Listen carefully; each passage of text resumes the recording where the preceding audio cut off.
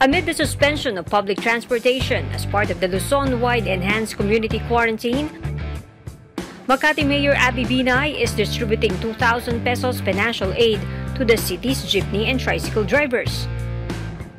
The cash aid will benefit 5,926 registered tricycle drivers and 1,826 members of Makati Jeepney Operators and Drivers Association.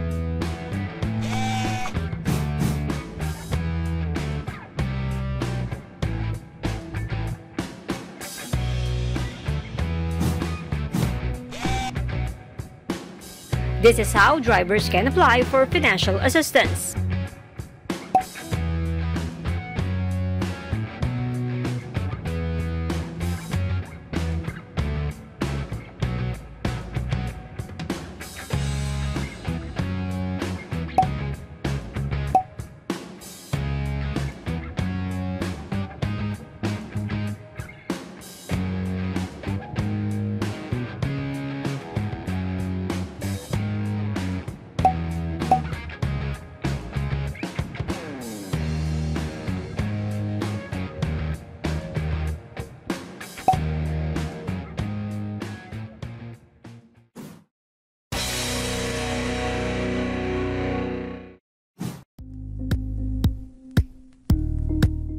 Thank you for watching Politico TV. Please like and subscribe to our channel for more videos.